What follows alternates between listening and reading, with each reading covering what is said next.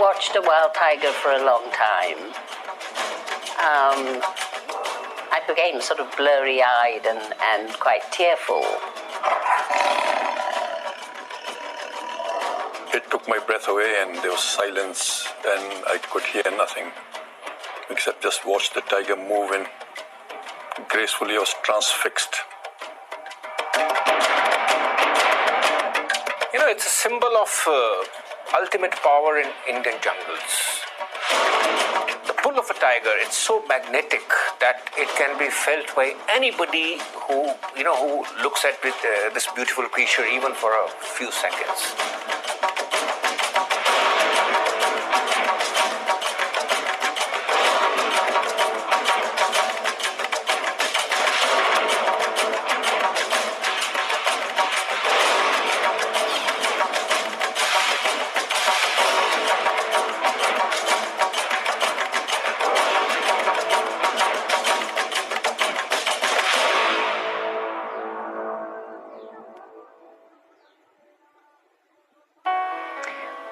I was fortunate. I had two rather indulgent parents who loved the jungles, loved wildlife, and my mother was a very eminent conservationist. So it was part of our lives. And I was about 14 years old when I announced to my parents that, I hated school and I was going to be a wildlife photographer. And they said, but that's not a career. And I said, I'll make it a career.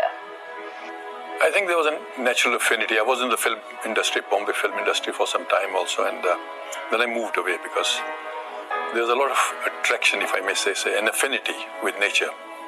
And I had made the first film just after Project Tiger had come.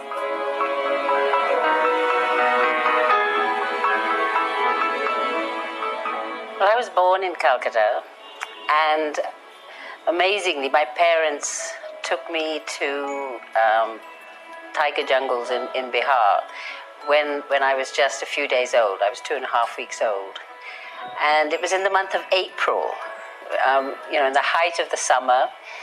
And in those days, there was no communication, there was no, there were no doctors, there were barely roads and no electricity. But that they felt that was I was a tough little baby, and off I went.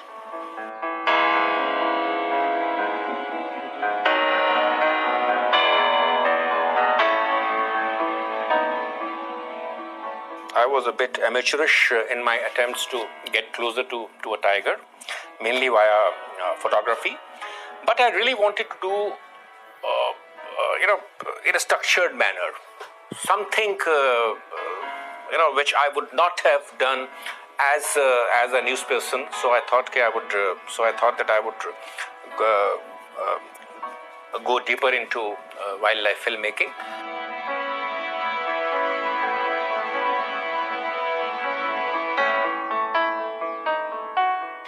I spent much of my childhood in the jungle, listening to jungle sounds. And so I sort of remember from a very early age becoming sort of obsessed by this mysterious animal. Because you hear tigers occasionally, particularly in the winter months, when they're calling and so on. And I was very young when I really did become obsessed by the tiger. And there were a lot of cases of poaching at the time also, and also of animals encroaching, coming into homes, and people dying. And that triggered off lots of things and a lot of thoughts in my mind. And I said, okay, I need to concentrate, generate awareness about nature, the world we live in, about the animals that we share the planet with. And that was the beginning of a great journey, and I think a wonderful journey. And I'm just still, I go on my knees every time I turn the page of nature's incredible designs on this planet. So me and my team, we made different documentaries. One was a series with Tom Alter. It was called Jungle Ki Kahaniyan. in which we took all this up to different forests, and he would, in his own impeccable style, would explain the beauty of the jungle and the beauty of the tiger.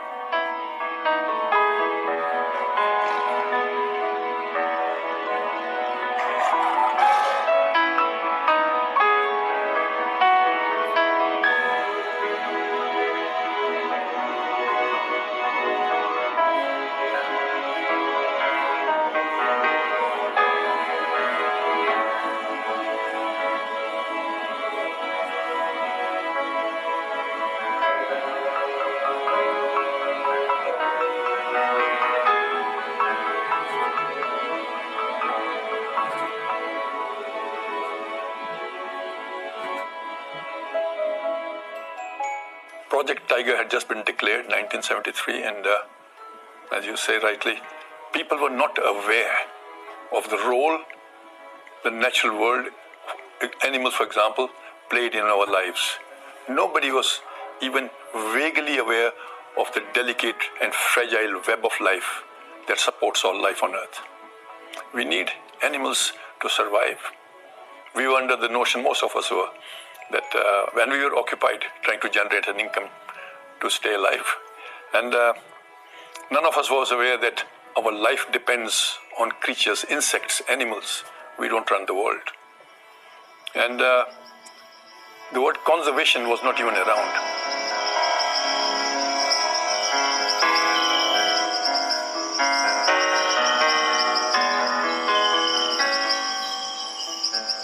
After the Wildlife Protection Act came in 1972, followed by the launch of Project Tiger, those were really the golden years of both tiger conservation and the protection of these large habitats, wildlife habitats in India.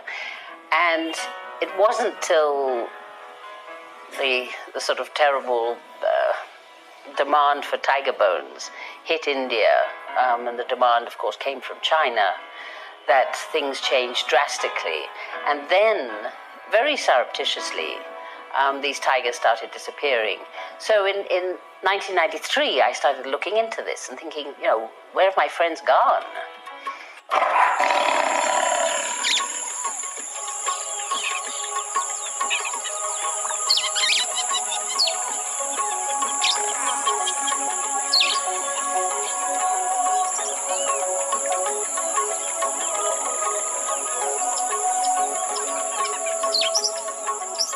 Natural behavior of the tiger is important.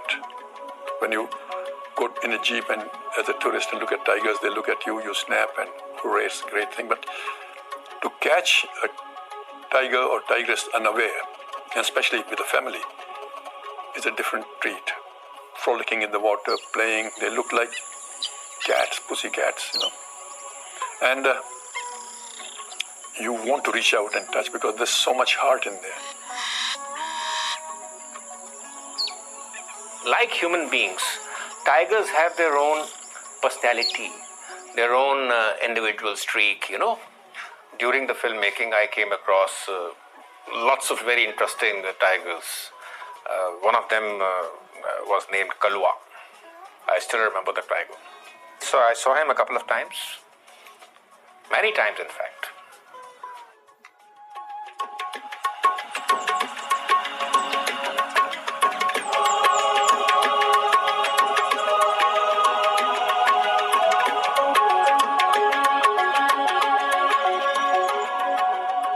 I made two films on tigers with my then partner and husband.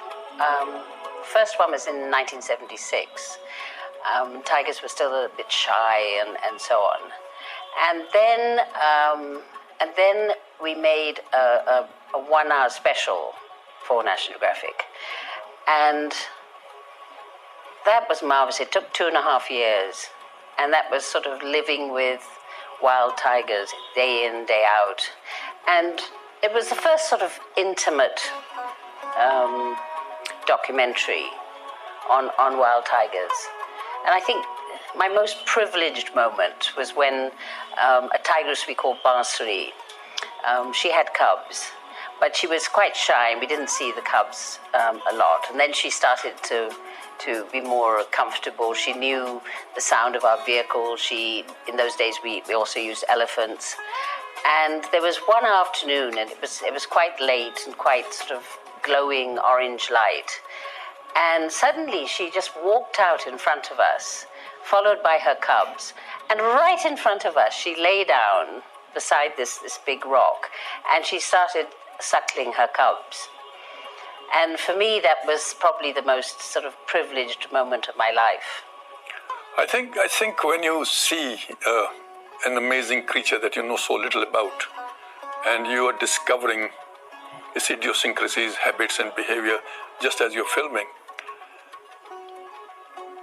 you do get captivated and captured, and then you suddenly lose all rationality and begin to realize that that's a mother looking after cubs. So a mother tending to 5 cubs in Ranthambore is a sight that I cannot get out of my mind. It's etched in my mind, and the tender care with which a mother picks up babies and moves, and her protection.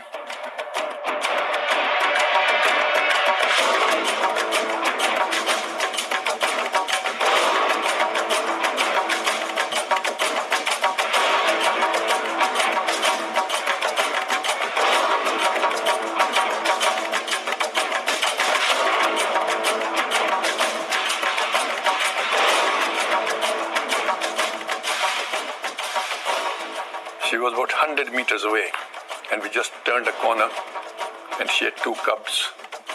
And she charged those 100 meters straight at me with the loudest, blood-curdling growl that you ever seen. That's a mother being protective about her cubs, and I had encroached.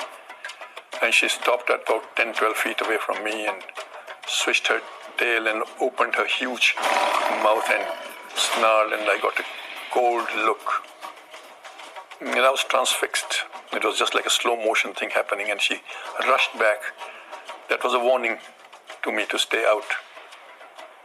That's a mother protecting his young ones. And the second time she would have charged, and the third time I would have gone. But by that time, I think some instinct took over, and I moved backwards. It was not a move that I made consciously, but there was an automatic gear that made me reverse back. And I was with Fateh Singh, who's one of the greatest tiger men of India, and we were filming. And in those days, you could walk into the jungle, and you could trek also, and stay away from the dangerous areas, habitats. But if you were with forest people, you could walk in, and that was an encounter that is embedded in the soul, in the heart, in the mind. Awesome.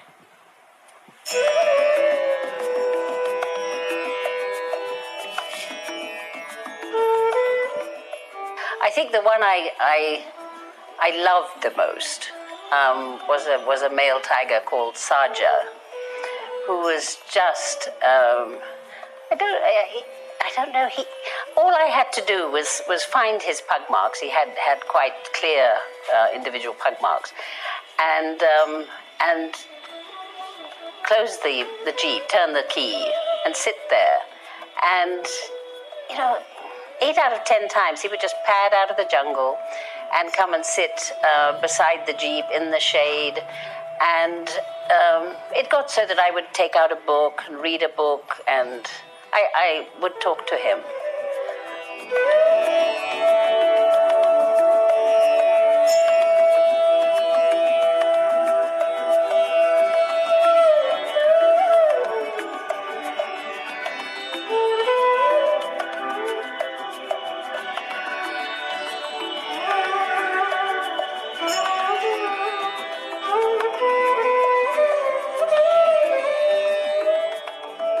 Project Tiger was one of the greatest conservation initiatives that have ever happened in the world.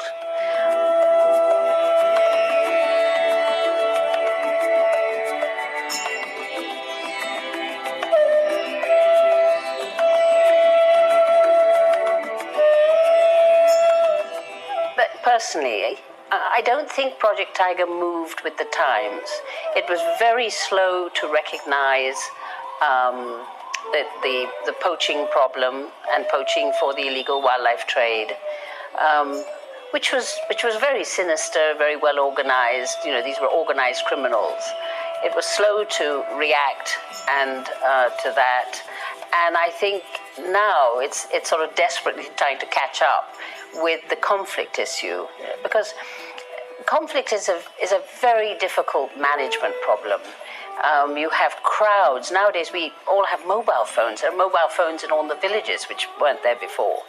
So within 20 minutes, you can have a crowd of 2,000 people, while either an injured tiger or there's been, you know, an attack or whatever. So it becomes a huge management problem, a huge crowd control problem. You see, there are many rules and regulations all over, and you see Project Tiger, and there are strict regulations, law, and you go to jail if you kill a tiger. It's a protected animal, but tigers are still dying. The paradox is, in spite of all these rules and regulations, there's lack of political will, enforcement. There's need for more forest guards if you want to enforce this. So there are many gray areas which need to be addressed. Unfortunately, they're not being addressed. See, till about a decade ago, the future of the tiger was hanging by a very thin thread. There were hardly 1,400 left. Now, there are 4,000 plus. I will not say that tiger is still out of the hole, but obviously the position is much better now. But we have a different set of problems now. For instance, space crunch. In places like Ranthambore, even Corbett, there are too many tigers now jostling for space. Because tiger, being a territorial animal, a territory can hold only that many number of tigers. Now that tigers have increased, but the territory more or less remains the same. So where do these tigers go?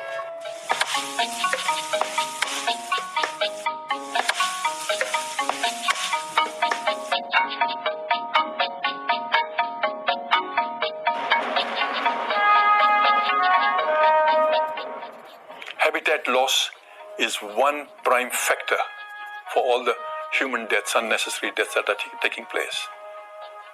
And these need to be addressed on an emergency level.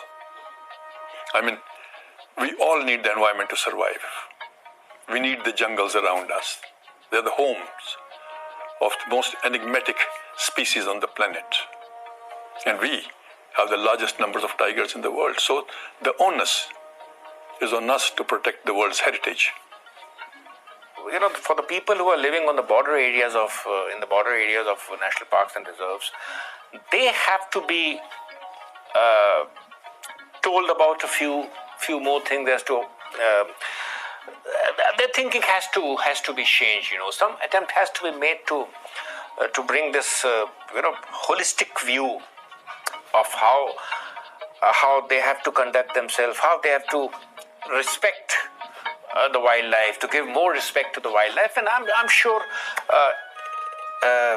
for this problem, the NGOs and the other private stakeholders, they can play a major role.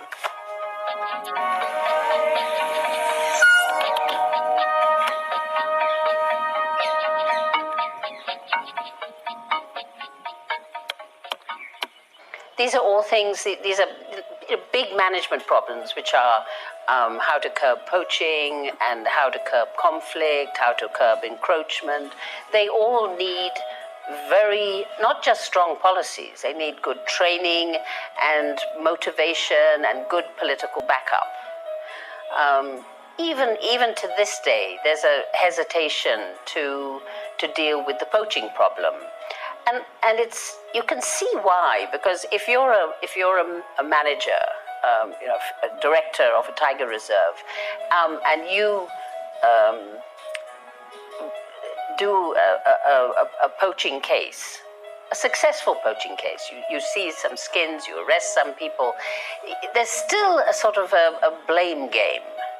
Now there are again two kinds of poaching. One is what you call pot hunting, which villager resorts to take care of his family. And the other is, of course, when you kill a tiger or an elephant or any other animal for its body parts. So that is, we are talking about organized poaching. That thing, I'm afraid it's still there. And our law enforcement agencies have yet to take big strides in this measure.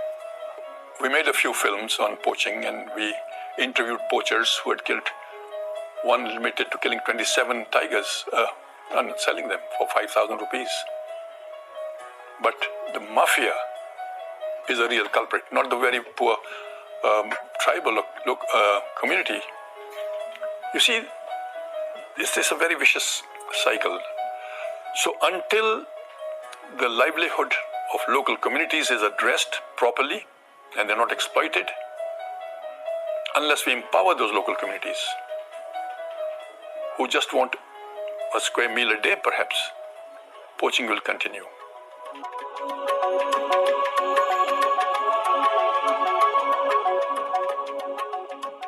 In the last few years, there has been all these conservation efforts and the kind of publicity they have generated, the interest they have generated, particularly among the younger crowd. I think that is something really good, because now the tiger, which so far was just an exotic animal which very few people had seen, now it has come much into the public domain. Tiger is now no more a mysterious creature, So now it's something that people, you and I, we are aware of, and I think this kind of publicity has done lots of good for the tiger and its future. Well, I think India should be very proud of what we've achieved. It's much easier to criticize something than to praise it. But I think I think we should be very proud of the fact that tiger numbers have gone up. There's a bit of a concern that tiger numbers have gone up outside tiger reserves in places like Chandrapur district, for instance, and so on. The villagers are very, very alarmed by the numbers of tigers that are now wandering around their villages. So that has to be dealt with, and that has to be, the people need to feel safe. In India, villagers have lived for centuries and centuries and centuries with wild tigers, and I think on International Tiger Day, my one wish is that amazing coexistence and tolerance can continue and can blossom. You see, awareness has been generated, and the general public is aware to a greater extent, and I'm very happy to say, especially the younger generations. People in Europe and America, 47% of the population is aware of environmental concerns, as against 67% in India, especially rural India. And that was only because programs reached the grassroots, empowering them and also making them understand why the environment, wildlife, nature, and intact ecosystem was crucial to their own survival. In the past couple of years, a few very important steps have been taken by the stakeholders, the agencies, and primarily by the state governments. I'm talking about the tiger corridors. For instance, much needed corridor between Ranthambore and Mukundra Tiger Reserve in Rajasthan. I'm told that it's now a reality. And similarly, you have in central India, tiger corridors being created, say, between Kanha and Achanakmagh, and Kanha and Pench, and very recently Uttarakhand, which has like 2 tiger reserves, Corbett and Rajaji. It recently announced setting up of 2 more reserves, Nandor and Surai.